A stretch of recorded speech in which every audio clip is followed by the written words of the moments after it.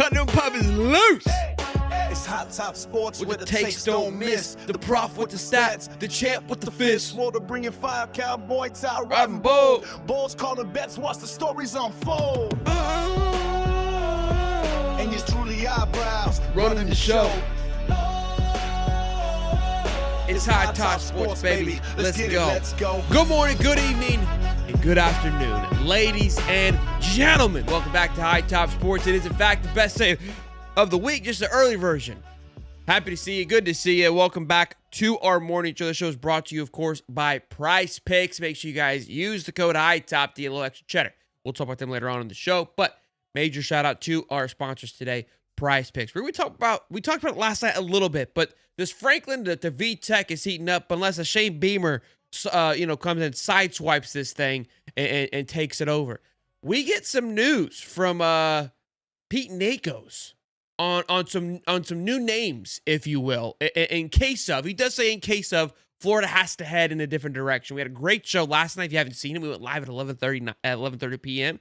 And I gave you kind of the whole choo-choo spiel, all right? The Lane Train show. Because we've talked everything but Lane, if we're being honest. We haven't. And so we had a really good time there. Today we're going to be talking a little bit more about some of these other options, which we've talked about already. But it's interesting hearing, again, other sources that are close to the program, what Turnkey is recommending, which is some things that I have said. So clearly, I don't understand why they don't just hire high top Turnkey, but that's besides the point.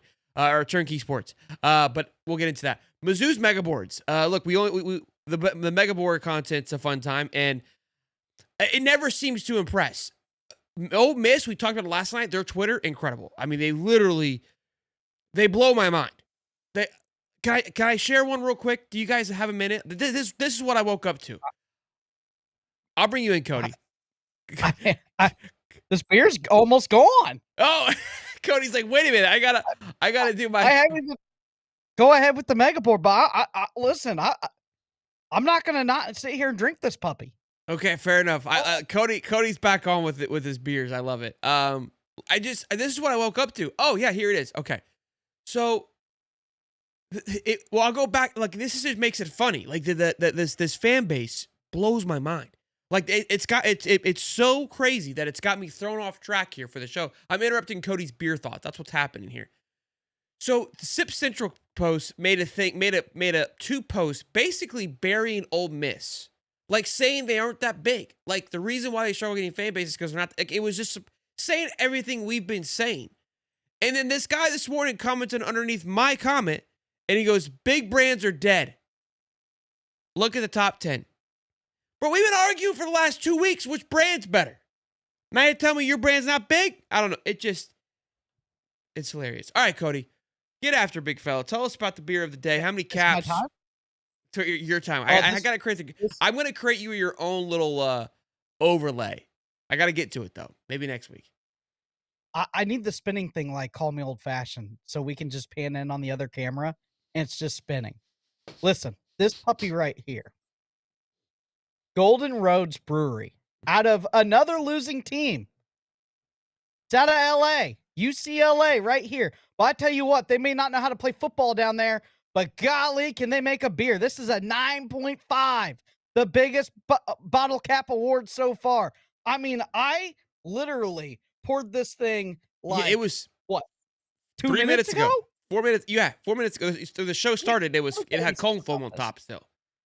Let me tell you something about this. This is a great wheated beer. So it's nice and full on the top side, but it's like when your wife walks through the kitchen with brand new yoga pants on, it smacks you right on the backside with the mango. Okay? Mango all in your mouth. Oh my God. You know what I realized, Cody? If we ever get lucky and make it big, right? You can't quit. Cuz you got to continue to work overnights. Oh. Yeah, I mean, sobriety is not No, not that drinking. That's never going to happen. I'm talking about quitting overnights because you got to be able to come off the late shift and be at, because then if not, then you are actually drinking at 9 a.m. and then we might be in trouble, right? We might get, we could be, because one of the morning shows doing beer reviews. I could promise you probably not many, all right? Probably not many. Probably not at all, to be quite honest with you. Probably not many sports shows at 9:30 in the morning. And so That's what makes us different. We're built I different. no, I agree. I agree. And I feel like if, we make it big, that's you get away from your core. You get away from who you are. So that might be Well, my I requirement. promise you, the morning beers don't have to stop. When we sell for millions, my one requirement for you is going to have to still work at the brown truck on nights, or I'll just put you on nights on the high top channel. That could Either way. work. We do. Yeah, we might do High Top that. after dark. Yeah, we might do that. I do have an HR request. I got an HR request. Okay. I know I don't get these a lot. I'm gonna go ahead and phone it in. Okay. Because I'm already juiced up. Did you see the Lane Kiffin tweet? I mean, he tweets a lot, Cody. The home with the saying Yeah. Okay. Yes. Yeah. Velvet You got Ditch? what? You got something for me? Oh yeah. Let me tell you, I don't think that's necessarily a good thing to call it a velvet ditch, your program. Listen, I fell in a lot of velvet ditches when I was in the Marine Corps, young and single, and I had to crawl myself out of them. So it's an easy place to slide in, hard to crawl out. Listen, Bubby, I get you. Listen, that 5 a.m. PT call in the morning, I was crawling myself out of plenty of velvet ditches. The only problem with a velvet ditch is you don't bring those home to mama. You don't make those the housewives. Is that the velvet ditch we're talking about? Have you looked at the meaning of their meaning of velvet ditch? Well, I I mean, know my meaning of velvet ditch. I know. It's not. I mean, you're close. I feel like I kind of think you're on the same page, but theirs is more like it's your home. But you're arguing that. It was my home for the weekend, I know. too. I'm here. Homes every weekend. You know what I mean? I'm here. I'm with you. Is a velvet ditch a woman? No, it's like a saying. It's like here I'll look up. It's whatever you want it to be. Whatever you want to be. Feels like a bag full of puppy dog ears. It's an Old Miss. It's known old Oxford, Mississippi is known as Velvet Ditch. Like the place is known. A situation where a person gets so comfortable that it becomes difficult to leave. So yeah, Cody was pretty spot on. I'm teeing it up, right down the fairway. Did you just get yelled at? Just throwing dart. No, nobody's home. Oh, that's what you Throwing darts over here. Oh, brother. Hey, call me old fashioned. Just drop a like. Where is it? Rick. Cody needs Cody wants a second cam for his beard to rotate. If you could help him out with that, he says like old fashioned. Anything with the camera. Yeah, we need a pan cam. We need a beard cam. Or I can just get him. Hey, you can just send it to me the night before, and I can have it rotating above your head like a little mini version. Ooh, that'd be tough though. Oh yeah, I can send you. I could just send like a you, logo. Yeah, like a. Yeah. I can do that. Should we put on a shirt? Tee it up. Tee it up. Tee it up, baby. I told you I was juiced up this morning. I know. I didn't know what to expect. I wouldn't leave Oxford too if it had a bunch of velvet ditches. I get you, Where's the professor? Oh, this show is out of control. This show is out of control. Are you in the North Pole, Cody? No, it's just chilly in here. Cody has to pay. What do you have gas, right? To heat up his house. Gas. He's got a big gas tank. I spent $3,500 last year in heating my house. So Cody tries to reserve. He makes the family freeze as much as they possibly can. So when it starts getting cold in the Indies, it's 63. Yeah, when it hits 50 degrees, the air conditioning and heater just doesn't turn on. Everyone just puts more clothes on for the first couple of months because it gets. I mean, like it's Indiana, so it gets actually cold there. So they've got to use it for when it's real, you know. So until then, I'm wearing a hoodie, but that's more like it's my uniform at this point. Yeah, it's 63 in the house. It's 61 here, but it's already heating up.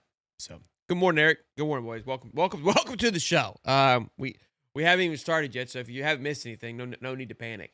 Did you? I don't know. I think you missed the best part. I mean, we're 10 minutes in this thing. I think the best part of the show. I mean, we just end it. We're already past it. Beer of the day. Like we're already past it. No question. We talked a little bit about this last night, but I didn't get too much into it because of just everything else we were going over, which was an absolute blast. But there is a lot of tweets flying around that James Franklin is closing in on a deal with Virginia Tech. What are your initial thoughts on that, Cody? Like it, hate it, love it? Love it. I actually, I mean, minus them getting Beamer, which I don't think is going to happen. It would take Beamer getting fired. I don't think he's necessarily going to get fired. I don't know how. How is he not going to get fired? Dude, it's South Carolina. It's not. It's he really is the best thing that's kind of happened to him. Are they the only school that not understands who they are? Because we're going to get into the Mizzou Mega Boards, and you're going to think that Yeah. they're the next coming of Jesus. Well-grounded people there in South Carolina. Can we do a beer from them next? Yeah, I can find a South Carolina beer possibly. No, he uses heat, Perry. He just waits till it's really cold to use the thing. Yeah. Use Oh, the Friday we have one from Bloomington. So we gotta end Friday with a winning, IU's in Bloomington. So winning football program, a nice golden ale for IU's golden age. I'm jacked about that. I already got sitting over there. Yeah, he's 32-27 in his 5 years at South Carolina. And he's only had one losing season, but he went 9-4 last year. Problem is they're 3-5 with not a look. If they got a chance this weekend though to make my day. Oh, Beamer ball back at it again against Ole Miss. I mean, he could really turn this ship around for me. You know what I'm saying? With how the season's going, because when the VTech job opened immediately, after week 4, Beamer was immediately on the hot board. Mind you, Franklin was still employed, and Beamer was a hot topic for them pretty quickly. But for me, for the Franklin situation, I assume with his name being considered that he's had conversations with them, right? We can all agree that there is a mutual agreement here of him going to Virginia Tech, right? Yes. I would agree. My point for that is if I'm Florida, because obviously I know there's been conversations about Florida going for Franklin. I don't want this guy at all now. Now I didn't want him before, but if this is a massive step back. This is like I have been floating around the sun at Penn State. It's been hell. I can go to Virginia Tech for 5 to 6 years and just ride off into the sunset. While Penn State pays me, you'll pay me a whopping check because VTech's coming out and say we've got to spend more money. We need to get closer to $200 million and what we're spending. So they'll give him the keys to the castle, right? Very similar to what I think North Carolina wanted to do with Bill, but he's got a much greater backing and much more, I think, of a success in the college landscape that the blow-up's not going to happen. That's happening at North Carolina. But and again, there was an article written about like, hey, it's an attractive job because of the path in the ACC. And I don't disagree with that statement or that comment. I understand that. But I don't want you at all. You are looking to take the easy road. You're like, I couldn't get it done. You are going to the equivalent, of the Big Ten. The Big Ten has more powerhouses, but you're like, hey, there's like 3 or good teams that I've got to figure out who to beat, and I think I've got a better chance of doing it at the ACC. That's what that tells me. So I love it for the sake of Florida, because look, even though I know some people kind of were high on him, and we've talked about, I got high on him for just a little bit, but I really kind of cooled off when we did that charting situation when we looked at all the graphs. My again for outside of Lane, my tone has switched, and Franklin was not on that list for me personally. I actually think that they're getting a better coach than what they really should have. Like they're kind of winning. Oh, 100%. Kudos to Virginia Tech. Well done. I think it'll make the ACC fun. I think it'll diverse things up a little bit. He's gonna win there. Yeah, no question. No question. Yeah. I love it. I think it'll be one more game for FSU. Miami go, crap, I gotta go. You know what I mean? Like, I think it'll be good for college football. I think it's good all the way around. They got a great environment there. They always sell out, unlike some other schools down south. They're the South Carolina of the ACC, in my opinion. Like they understand who they are. They've had some success in the past. They're an electric group when it's rocking. Obviously, their Enter Sandman is one of the most iconic entrances in college football. As well, so they've got the pieces to make it all work, right? And again, remember the early 2000s, the VTech, Michael Vick, they were dogs, pun intended. And so, can they get back to that? I imagine so. A little TLC. That little tri-capital area of Maryland, Virginia, DC kind of area.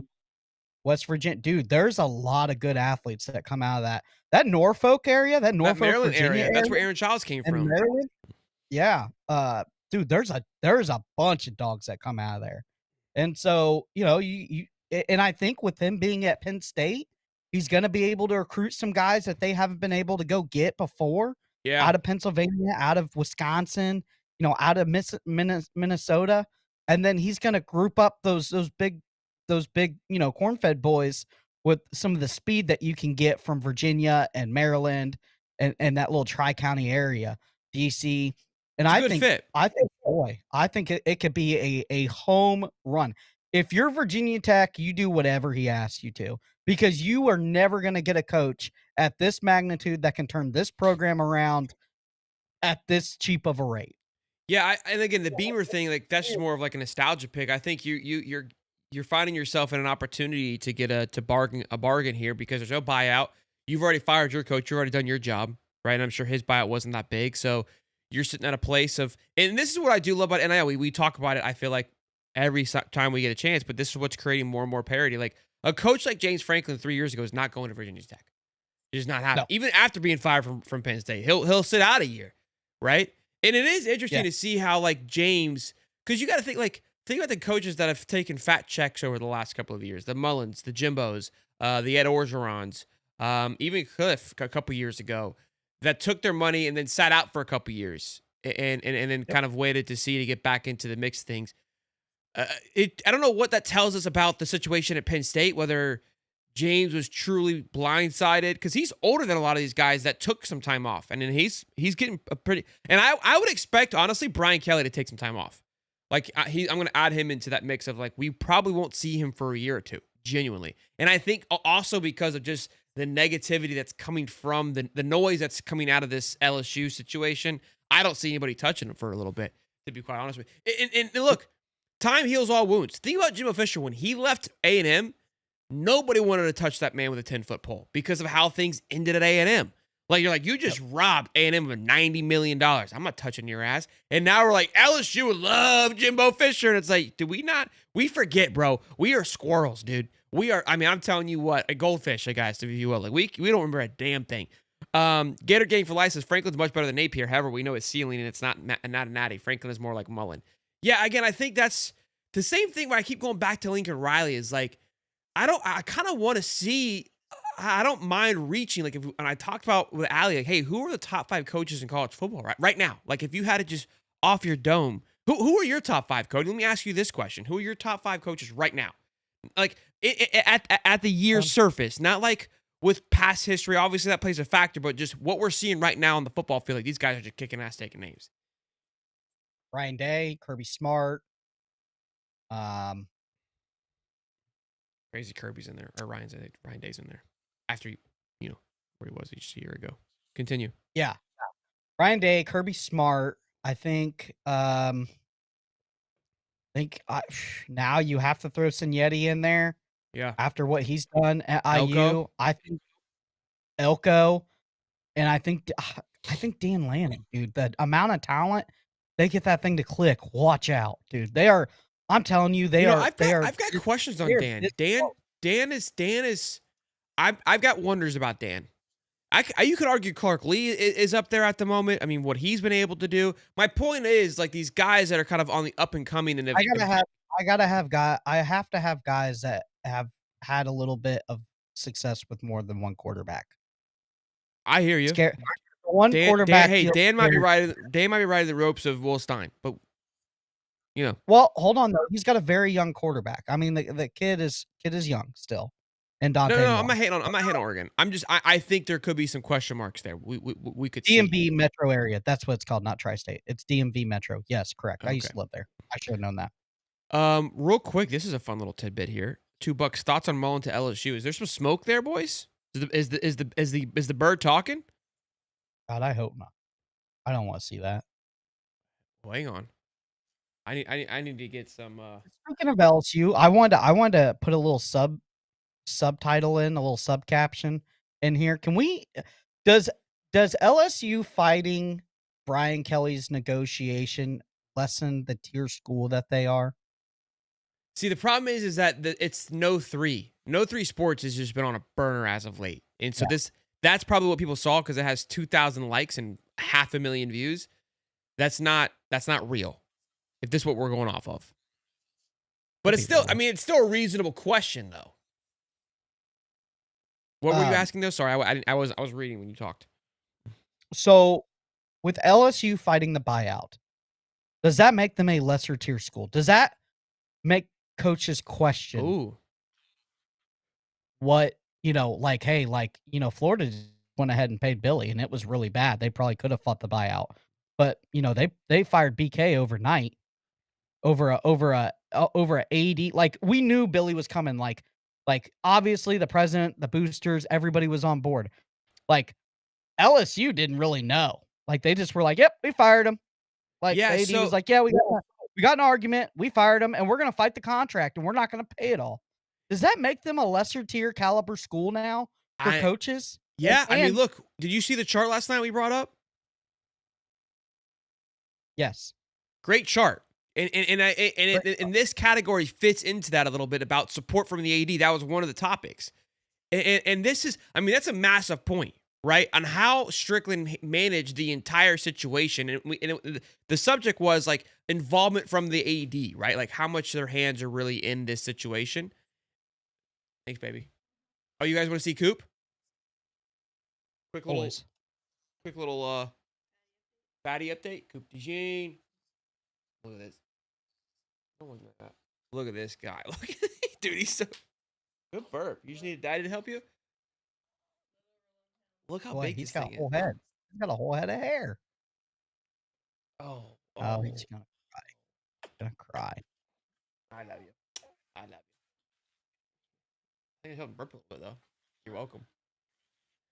That he's getting big. Coop! They're all getting big. Becca's getting big too. I don't even know where he's at. Is he driving?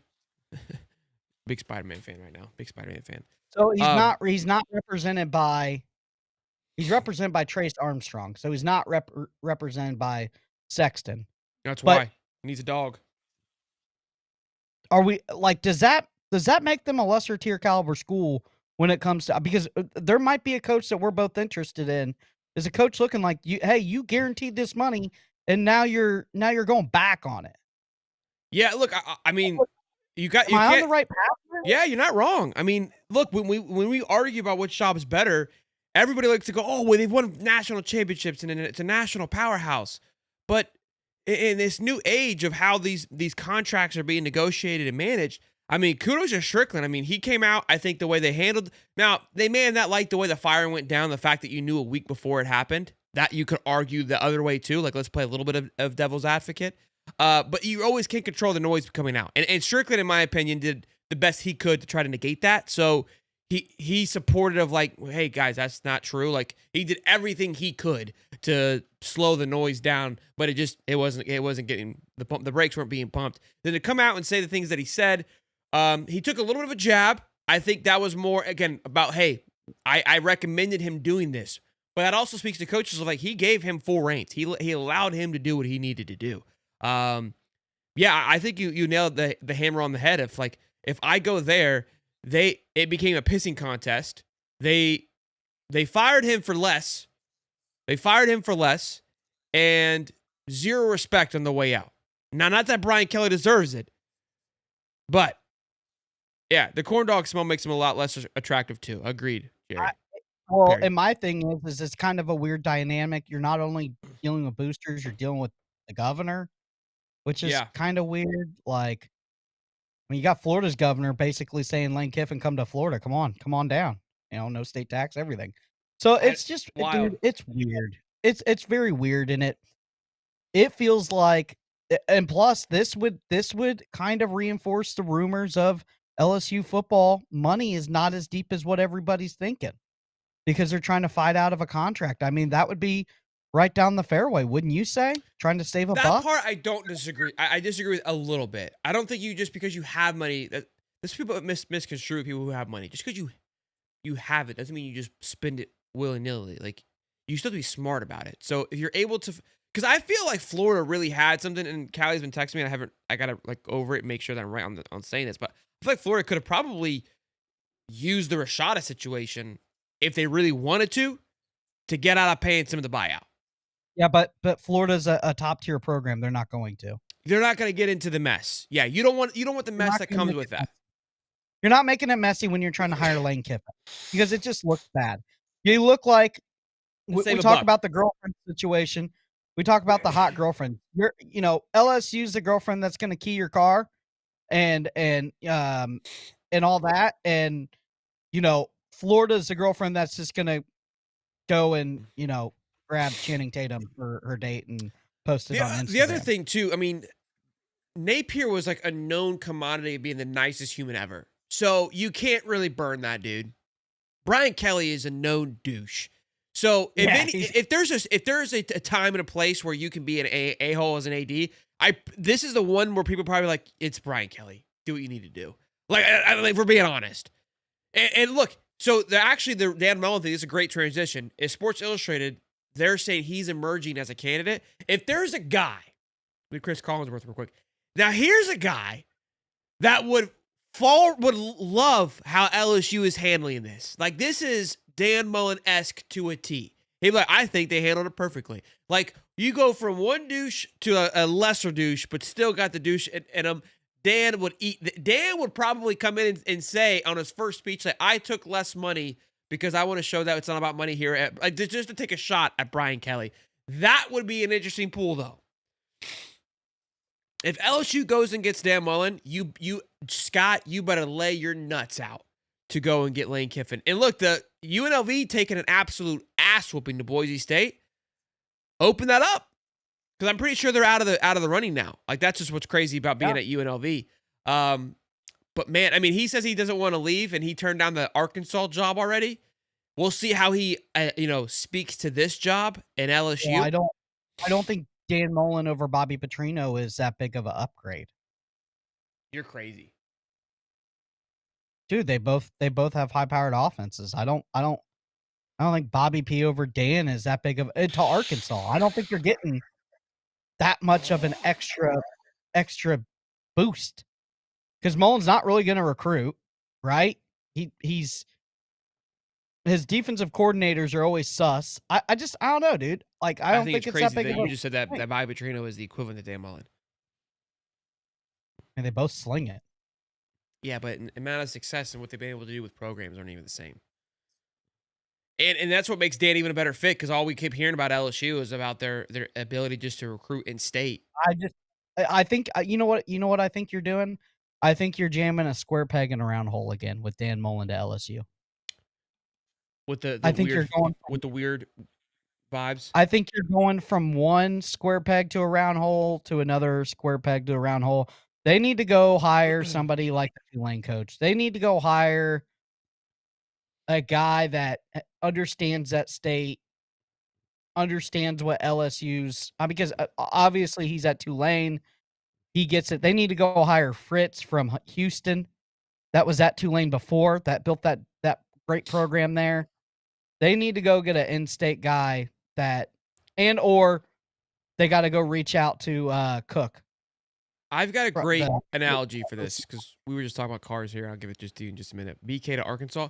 Brian Kelly to Arkansas, it feels very similar to John Calipari going to Arkansas. Doesn't it? Yeah, it's like the same person. Yeah. Very weird. They're like the same. Like they look the same too.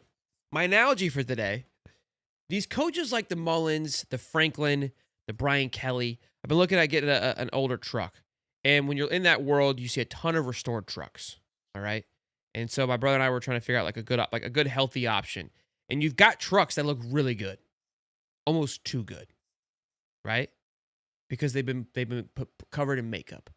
The underbelly's coated, right? The rust is covered up. The new paint job, you're like fully restored, and it's like probably got some ghosts in the closet, got some skeletons in the closet that you should be concerned about. That's where Mullen feels for me. The Franklin feels for me. Like, it does feel shiny. Like when you're there and you're looking around, it's like, man, this thing looks sick. Look at this thing. It's restored. Got a new engine in it. But it's got some skeletons you got to be worried about. And when you're trying to get an older truck like this, you prefer an older body, right? A nice, well-maintained up-and-comer that just got all the right pieces there. And maybe you just got to put a new engine in it. But the foundation of it is what you want. That's where I feel like the Jed Fishes and the Brahms, like, the foundation's phenomenal. No rust, couple of dings, right? Just because of, learning curve. But you can put a new engine in, and that engine may be just the school. And that's an easy replacement. It's much better than getting that truck that's fully, repainted. You don't know what's underneath that paint. That's where it scares me when I look at these coaches. Was that a good one, Cody? We both there. I'm trying to suck some energy from here. It sounds like Ty's dating scene.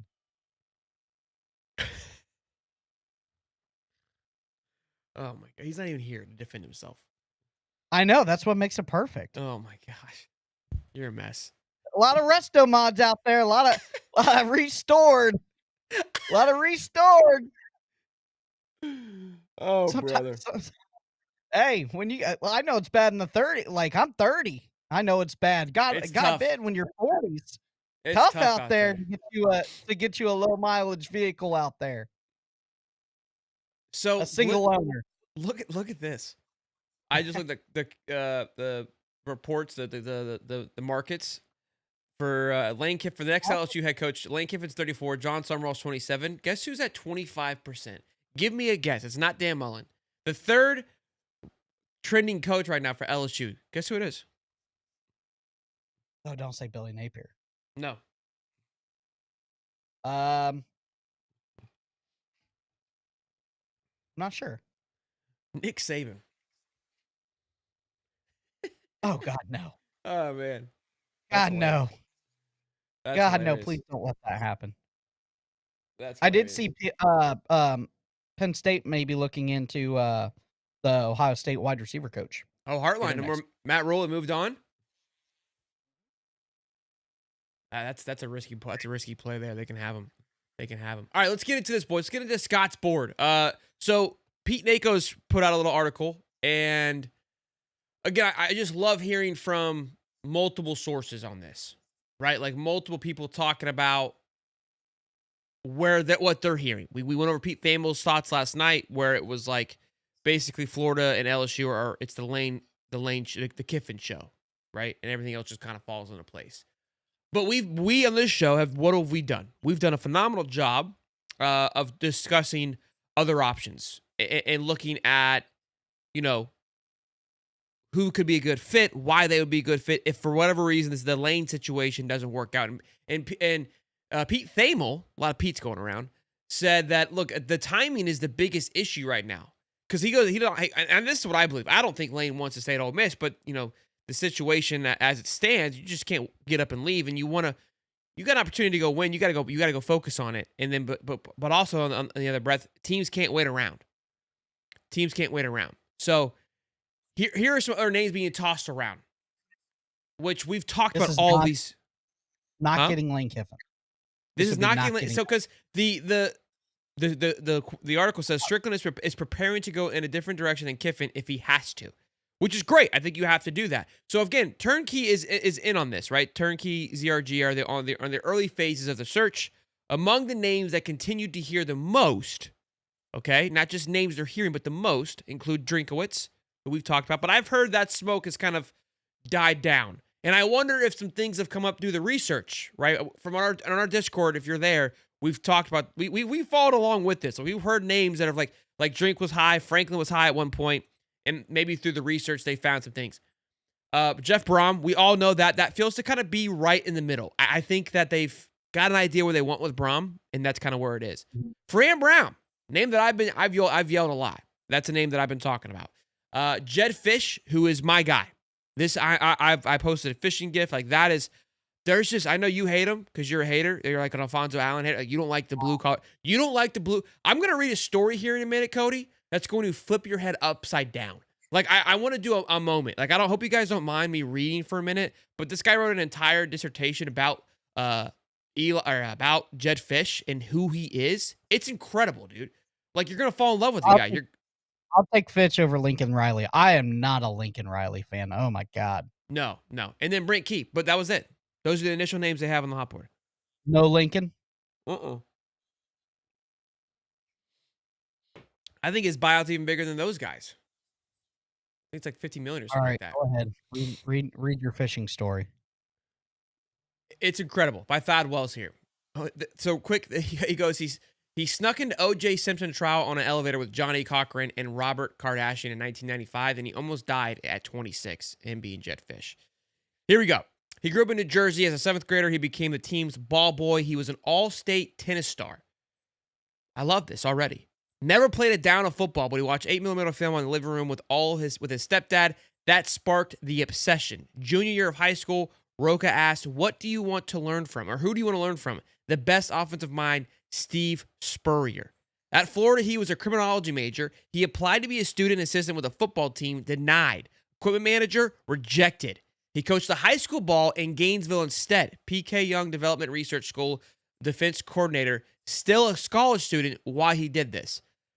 The Blue Buick campaign began every single day for 455 days. That's as long as Mike Norvell has gone without a win in the ACC. I'll continue. That wasn't on there. I added that. That was improv. Notes, play ideas, persistence. Different messages under Spurrier's window shield wiper.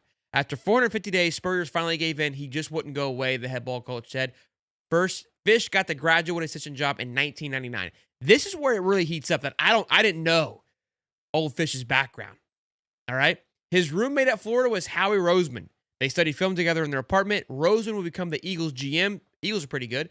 And Fish will take a different path. In 2001, Fish had his first real job with the NFL Houston Texans. He got hired for $25,000 as a defense quality control coach. He moved to Houston with $500 in his pocket. Lunch pail guy, Cody. March 2003, on a morning jog in Houston, suddenly knife-like pain rips through his chest. His aorta had torn. Survival rate less than 10%. We got ourselves a dog, Cody. Doctors rushed him to the emergency room. You'll be dead without the operation, they told him. The 26-year-old coach was fighting for his life. 7 days on a ventilator, vocal cords paralyzed, couldn't speak. He scribbled a question on a napkin for Dom Capers. Do I still have a job? You getting goosebumps, Cody? We're just getting warmed up. Capers looked at his young assistant fighting for his life. He goes, of course you do. That answer gave Fish something to fight for. Fish believed football saved his life that day. He returned to coaching with a second chance at everything, and the near-death experience changed how he saw the game. The Baltimore Ravens hired him next under Brian Billick, then Denver, where he coached Brandon Marshall to all-pro status. At 32, he became the youngest offensive coordinator in the Big Ten at Minnesota. Pete Carroll brought him to Seattle in their first year there, then to Miami as an offensive coordinator. In 2015, Harbaugh called out of nowhere. Fish flew to Michigan that same day. 2 years at Michigan, 20 wins with Harbaugh. UCLA made him offensive coordinator, then interim head coach. McVay brought him in for the Rams for their Super Bowl run. Bill Belichick hired him in 2020 to coach Cam Newton. Then Arizona offered his first head coaching job. This is where we all know. He went 0-12. They went 0-12 before he got there. Then his first year, they went 1-11, 5-7, then 10-3 with an Alamo Bowl championship. And then, of course, he took over Washington that had 13 players drafted, only one starter return, and then with only 44 scholarships, took them to a bowl game in their first year. Now they're 6-2 and going to take down Oregon in a couple of weeks. Sounds like a lot of mechanics that I work with, like a lot of great mechanics. Yeah. Some of the best mechanics in the world can't stay anywhere past a year and a half. Oh, that's a hopper, huh? Is that what your problem is? If you go look at all these guys' career early on that you can't see, it's all the same. I get it. But he didn't even stay at Arizona. Because a bigger job opened up. He turned it around and he got a bigger job. And now they're saying that he's like the lead guy for UCLA. Who said that? UCLA was looking into him. I saw that on Twitter. I mean, if you're the best mechanic and someone keeps offering you more money with more prestigious, what are we talking about? And I get that, but it's at a point like when are you going to settle? Like, when are you going to settle your roots? He's waiting for the UF to call. I don't know. Maybe that's his game plan. Maybe he really wants UF. Yeah, Lane's a I don't hopper. know. Go look. Have you seen Lane's career? Yeah, I know. They're all hoppers. That's the name of the game, because you get brought in with the staff, that head coaching gets fired, you got to move. Like that's if my coach ain't hopping, I ain't bopping. Story sounds inflated. Story does sound a little inflated. I mean, listen. I mean, maybe Jed's putting a little campaign push. I don't mind it. Jets. Look, the knife part probably, or the him dying part could have been left out, but everything else, I mean, it just it just gives you the spiel of like kind of what he's experienced. Guy's coached on a Super Bowl team. He's coached with a lot of NFL guys. He's been around the game. I mean, that's my thing that I took from it. You hop from beer to beer? So great, I do hop from beer to beer. If he's so great, then why hasn't anybody locked him down to a big contract? And why hasn't he stayed somewhere? I mean, Washington is paying him a ton. You could say that about why did Kurtz-Getty takes on his opportunity? What are we doing here, Cody? Quit being a hater. You know, I could. James Madison. Kurtz-Getty was at James Madison forever. He was only there for 2 years, maybe 3. Oh, he was at Alabama forever, sitting under Saban's thumb. 2 years. Bama forever. 2 years. And he's been a head coach for 4. Okay. He just signed a big giant deal with IU. He's never leaving. That's irrelevant. I don't know, dude. It just he's on his second head coaching job. I'm not on the Jed train yet. I don't know why. I just get. Just to kind of get in a piss contest. I want to get him and just argue with you of why he's the best option. Like you're grasping for straws. This is the Alfonso Allen all over again. Like you're just a hater. No, once a blue collar guy, all of a sudden you get your own beer. You get your own beer segment. You get your own beer segment, and then this is how you act. You're telling me you want Jed over Lane? I mean, I get the alum thing. Like the alums are kind of hot right now, with going back. To Lane their got fired 3 times. And turning that thing around. Fired. What's Jed Fitz's overall record though as a head coach? It's not great. Well, he's taken over 2 dumpster fires of a program, and I bet it's still positive. I'll play your game. He took over an 0-12 football team and then took over a team that with only 44 scholarships at the worst possible time. But I'll play your game, Cody, because you just want to be a hater. You just want to be a hater. Have questions. He's 29-31. So he's lost more than he won. Well, yeah, because year 1 he had 1-11 after a team that went 0-12. Took a team. Arizona wasn't even discussed. What? That's awesome. I hop from Velvet Ditch to Velvet Ditch.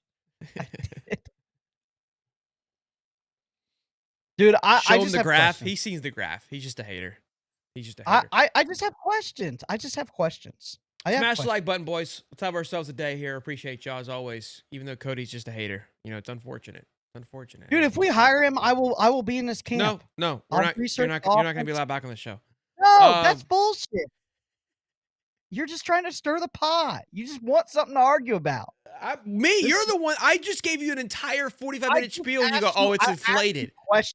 I asked you questions, and I answered them, and then you started just like pulling out of your a-hole to make it fit. You're trying to lawyer me. You're not going to out-lawyer the lawyer. You know this. Lawyer. Turn your heat on. You're pissing me off. Mizzou Megaboards. These are always our favorite. Hold on, let me change this really quick. Mizzou Megaboards. They strike once again. I couldn't believe when I was reading the comments. This blew my mind. So the topic was Drink is the #1 betting odds to be Florida's next coach, which we talked about that. Is it time for Mizzou? I gotta change that. Is it time for Mizzou to lock down Drink the way Indiana did with Sangetti? Is it even possible? Does Drink want the Florida job? And is there really nothing that Mizzou could do? My guess is still that if Drink leaves Mizzou, it's for Auburn. So not much there, right? Just more of like putting it out there. And here, their 6 replies are incredible, all right? Drink is not leaving for Auburn. In my opinion, that place is a total shit show. And under revenue sharing, It is a better job than our job. Here we go. Florida's a little different, but given Florida State and Miami are in the same state, and obviously a few other good schools, Central Florida, South Florida, the ability to generate true NIL that can get through the clearinghouse is not as good as Mizzou, in my opinion. I suspect there are a lot of conversations with Drink in regard to what we're going to do with contract-wise, and I'd be willing to bet quite a bit that he is staying. Let's see. Someone said, I hope you're right to that one. I just couldn't believe when I read of how Florida is now being compared to the Mizzou job. Like, it's like again, it's all in the eye of the beholder. If these fan bases, I mean, the NIL has got a lot of people feeling good about themselves. You would think Mizzou is a 4-time national champion with I guess Mizzou is just pumping out talent that I didn't know about. Yeah, I don't hear many of them getting called on NFL draft day. That's for sure. That's true. This one says, the Florida fan sites has a thread asking them to name their top 3 coaches. Kiffin is a clear number 1. Lincoln Riley, Jeff Brom, James Franklin's are popular choices after them, among the others. I scrolled through the first 3 pages and Drink appeared only 2 out of the 60 posts. He was third one on and 3B, thus fourth on the other. Seems like he would not be popular with the fan base if he was a hire. Remember what happened with Greg Cheneau at Tennessee. Yeah, it would not go well. It would not go well.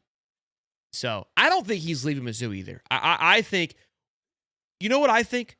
How people think Lane views the Ole Miss situation, where it's like he loves Mizzou, he can really make something happen here. That's Eli at Mizzou. I think Eli knows what he's got and isn't ready for the fire. He knows he can win 9 to 10 games, and I think he's okay with having a good year every so often with 4 to 5 years of 9-10 wins. What people want Lane to be at Ole Miss, that's what Eli is at Mizzou, to a T. To a T. I don't see him going anywhere. I think he's actually utilizing all this to leverage more money for himself, to secure himself. He's the only one out of these names that is genuinely wanting to stay and just trying to milk out the situation. I like wholeheartedly. He's trying to, he wants to Kurt Getty this thing to a T. I don't think he has an extension because Mizzou's trying to figure out what they want to do. Because I think they're looking around like, Eli, nobody actually wants you. You're just being talked about, but I don't think they actually want you. Yeah, I have to agree. Eli Drinkowitz, I think I'd rather take Jedd Fisch than Eli. Now all of a sudden you're on board. Look, dude, square peg round hole. I just don't think he's circling the wagon. Fit. There's just some guys that just they just don't fit. I'm not trying to force fit. I'm not trying to force fit a coach into a program. Can I tell you what I like about Jedd Fisch, Cody? Well, you just gave me a 5-hour. It wasn't enough. Wasn't enough. Clearly. Okay. There's a reason why we're seeing success with these coaches at their alma mater, and you can't quite put your finger on it. It just feels right. You agree? But you're like, they just love the program, and it's like, well, why wouldn't any coach that you go look at Brian Kelly? He didn't care about the patch. Like we preach to the players care about your patch. The coach has got to care about it. I do believe that Napier cared about the patch. I do believe that, but I do believe that the ego of still wanting to prove to somebody that I belong overweighed the love for the patch. Okay? Lane Kiffin struggled with this. I think Lane Kiffin has matured and grown out of that. Jedd Fisch, in my opinion, would put, it's like what you should do for your family. Jedd would put the logo before anything and everything because of the story that I just read to you. And there's something that intrigues me about that.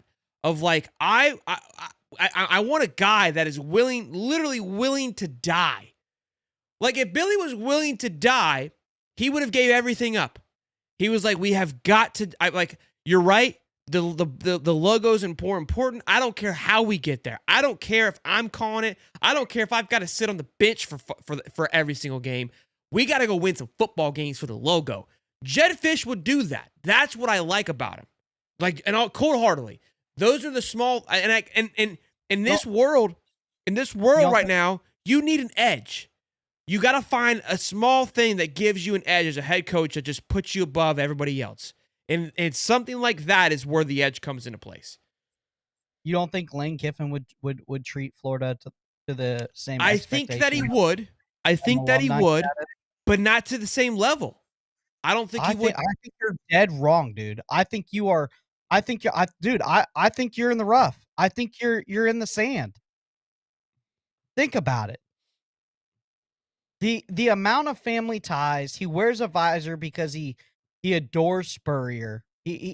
Spurrier's like an idol to him. Met his wife there. His kid's favorite school is the University of Florida. They've been bad. Like I want to make this clear. I don't want Jed over Lane. I think that Lane Kiffin would hold that Gator standard to a level of what a lot of coaches haven't. Like he would hold it to the Spurrier level. I don't disagree with you. And again, I think that I do believe that Lane would hold the logo or the patch to the highest of levels. I just think, and again, I think it would do enough. But I do still genuinely believe, just because of Jed's connection, like going to the school, being an alum, there's more. Like it's a longer lasting relationship that's hard to explain. That's all that I'm saying. It's a different type of love. That's all. That's all. It's like you know what it is? It's like having your own kid versus a step kid. Like you love both, but your own kid, that's your own kid. And that's how I think Jed looks at Florida, where like, this is my baby. Lane is more of like an adopted, part of the situation where I learned to fall in love with this. Where when you're going to the school, you have like, you don't like it. Just I don't know how to explain it. You just get sucked into it. But I don't think that. So why now though? It's, Why is he's been doing all these great things? Why is he circling the wagon now when UF has been struggling for years? Who? Jed? Yeah. Well, Jed had to go through his process just like Lane did. You could say the same thing for Lane. Like, why didn't we go get Lane 3 years ago? Because if we would have hired Lane 3 years ago, Florida, or 4 years ago when we hired Billy. We hired him last year, but no, but 4 years ago when we wanted him, or when we were hiring, nobody, we would have laughed at Lane because there wasn't anything there to be excited about. The history was chaotic. You're like, that guy is a red flag. He didn't have like an OC job at Florida. And what's that? The OCs have been questionable under a couple different regimes. What are you talking about? So like why didn't he come under Muschamp? Why didn't he come under McElwain as an OC? Well, that's the coaching. You got to think if Muschamp wants him. Like you don't know all the ins and outs. Like those. I was just asking. Yeah, I have no idea. I mean, he was coaching at Alabama during half that time. Why would you not coach for Saban? And then when he wasn't at Saban, he was a head coach.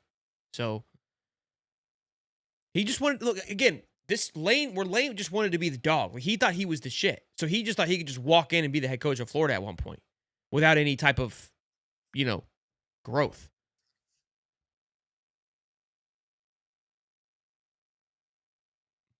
What's his buyout? Who? Jets. The fat. I think we looked up, it's 30, I thought, but all those things can way be. too much. But if you look at the details, it says unless I go to Florida, then it's free. It doesn't say that. Look, all I'm arguing is that I think that in my eyes, for 1, 2, and 3 right now, Jed over the USF guy? Yeah. Jed over Golish? You disgust me if you really think that we're going to entertain that. That's a question in the chat. No, you read it as if you liked the question. I'm just asking. You're crazy. You're disgusting. Well, I mean, so he's been out west recruiting. Like he doesn't have a fertile stance in recruiting in the South either. That's another thing that is kind of questionable. You two, he's not on a fish. So one of us are solid, but if I don't understand the immediate dismissal of Fish. Like that part makes zero. Like you're putting him in the James Franklin category. Like who do you put over Jed Fish? I'd take Franklin over Fish.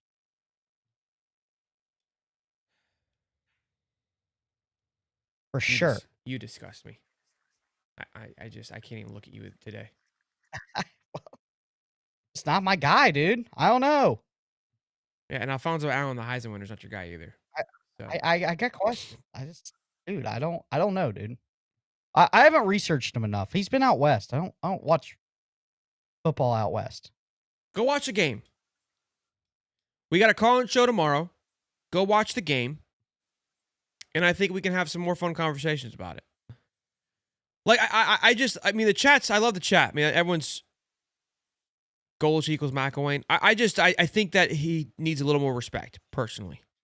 I hope Jed goes on an absolute run.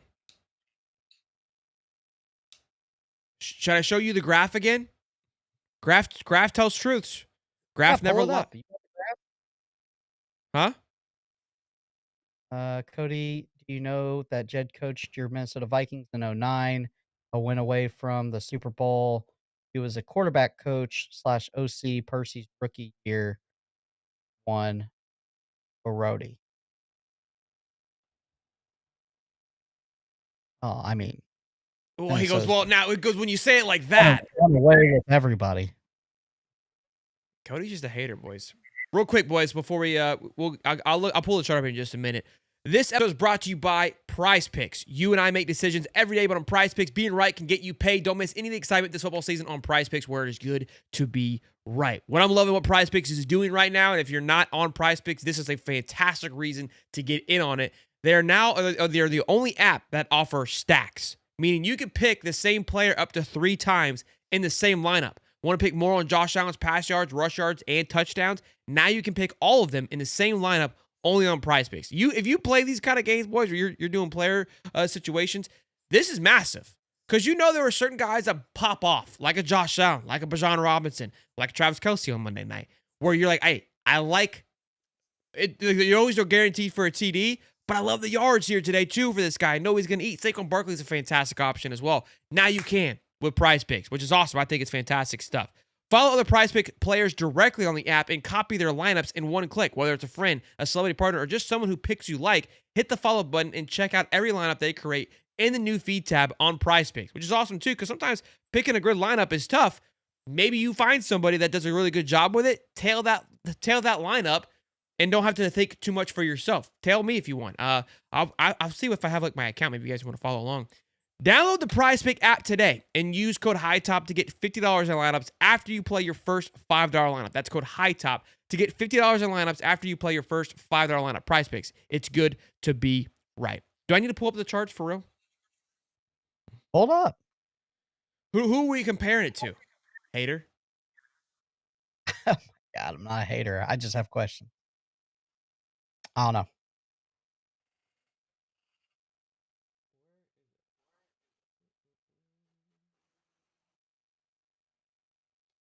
I think if we get that far down the list, we're in big trouble.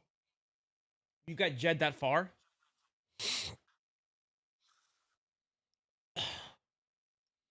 Who do you want? Where do you have them, 2? Yeah, I think I made that very clear. Were you on a Cliff Kingsbury deal 2 days ago? I would take Jed over Cliff. Cliff is my dark horse. I wasn't number 2. He was my dark horse. So you would take him over Braum? You take Jed over Braum? Yep. They're saying. I mean, why I'll pull up Braum's then. We'll pull up Braum's. Yeah. Don't you want to fight me? I don't want to fight you. No, you want to fight. Here. You want the overall score for all the coaches we're talking about? Would that be better instead of the graph? Sure.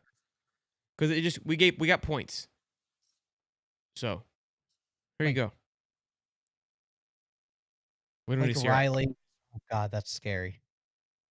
So Braum and Fish are right there, right? The thing for me with the Fish situation is the culture fit, which that was the edge that I gave Fish because of the stuff we heard about Braum. I'm kind of being an a-hole. How is Lane Kiffin lower than? Because of value. Oh. That was another big factor that people don't understand with these charts. Let me show. Let me put value. The cost. Value what? The cost. You're gonna have to pay him $30 million to come. Yeah, but you're not going to pay him $20 million a year.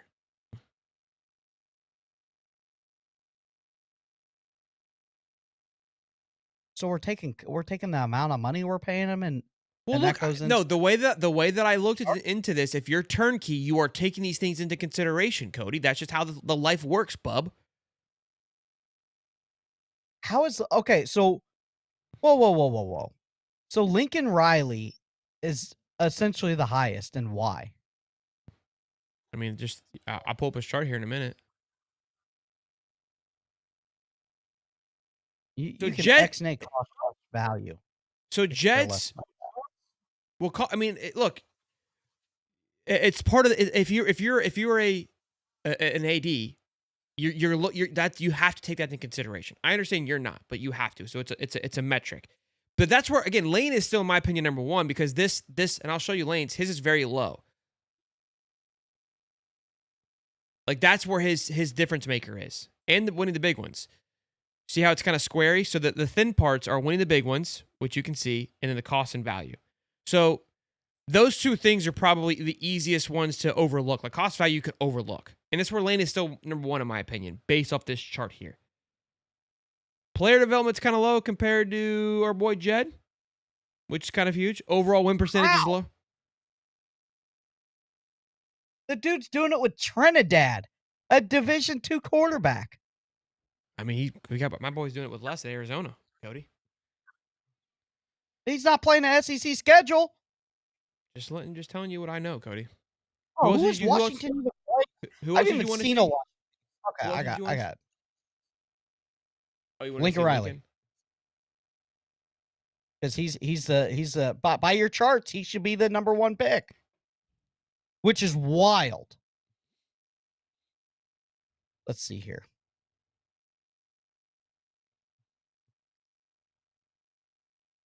That's Brom. Great chart, by the way.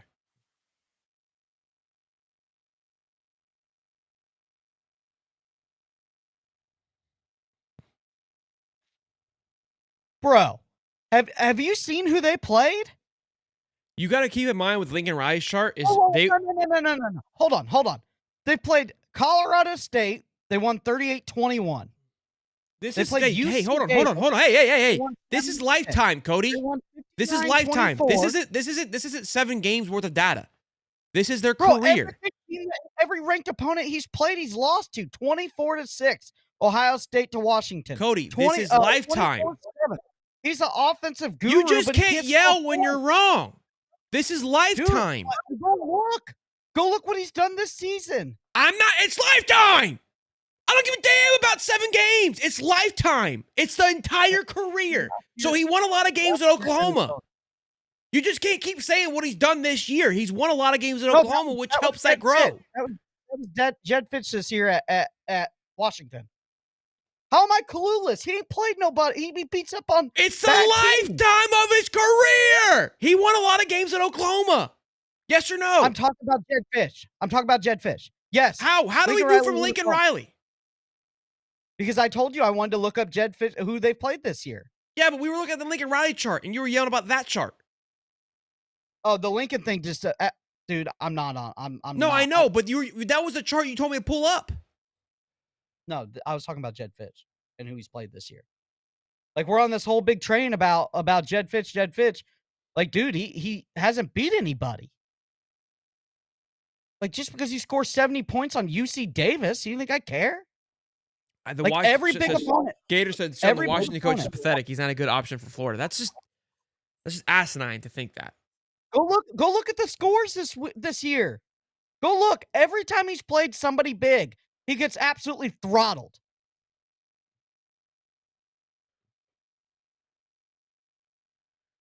Please hold. Who did he lose to?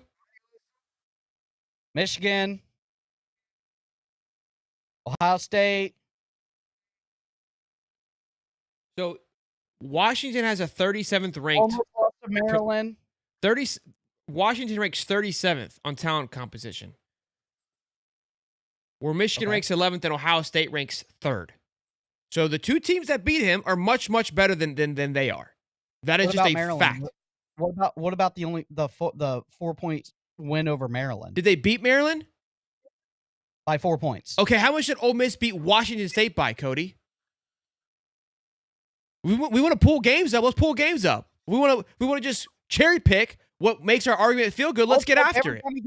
No. How many points did Ole Miss beat Washington State by at home? How many? 7. 3. 7? 3? Okay. And Maryland's a damn good football team. They got the head coach from Alabama there. Maryland's been an absolute barn burner for the last couple of years. They just lost to his little brother. But before that, the last 2 years, Maryland has been torching people. Like, they've got a good coach. They've got a good system out there in Maryland. Like, I'm not even being, like, facetious when I say that. No, we're not yelling at each other. We're yelling with each other. It's different.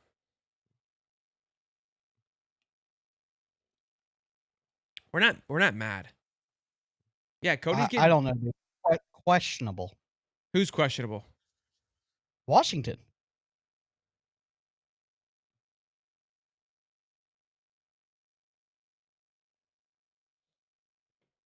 I don't know. Who's your number 2? I want Jedd Fisch now just for this argument. Probably I want Jedd Fisch just for this argument. Probably Brom. I think he's kind of Urban-esque. He's kind of an asshole like Urban. Yeah, again, I don't think that he would do well. Washington ranks 28th in offense right now, by the way, this year. Louisville ranks... Well, yeah, when you put up 70 points against UC Davis, Louisville ranks... Probably. Who's Louisville playing? Louisville ranks 50th.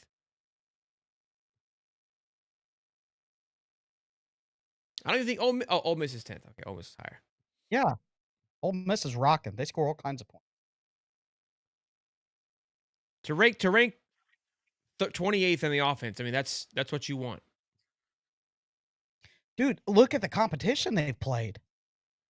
If you take out Washington and UC Davis, they're not ranked that high. We're doing the watch party at the end of the year for Washington and Oregon, and we're getting Derek Duck on here, and I'm going toe-to-toe with both of you twats.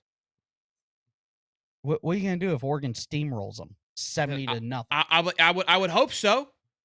I would hope so. They better. We got a $4 billion roster. You better. You're in Oregon. You have Uncle Phil paying your damn bills.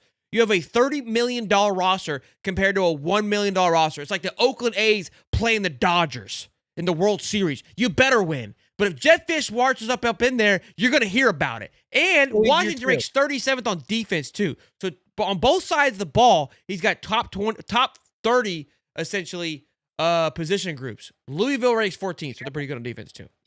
I mean, minus Ohio State hasn't played any juggernaut offenses either. Ohio State hasn't played anybody. No, I'm saying besides Ohio State. Ohio State hasn't played anybody. Hey, buddy. Not getting what I'm saying. It's just... I hope we get him. I hope we get him. I don't even want Lane anymore. I don't even want Lane anymore. For this argument alone, I want to be able to circle back in a year. I can't wait to watch Billy 2.0. You just compare Fish to Billy 2.0? Billy 2.0, bub. I'm calling Scott. I'm putting in a word. I'm putting in a word. This was fun. Tomorrow's call-in show. You guys can call in and yell with us tomorrow, all right? And tell us either that I'm wrong or Cody's wrong. And we'll do some more beer tasting tomorrow. Cody, fantastic job as always, boys. We're not listening anymore. Cody, you're muted. You're muted. Live tonight, 8:35. Uncle Lou joins us. Hey, fuck Georgia. Y'all be good. Peace and love, baby. And it's truly eyebrows running the show. It's High Top Sports, baby. Let's get it. Let's go.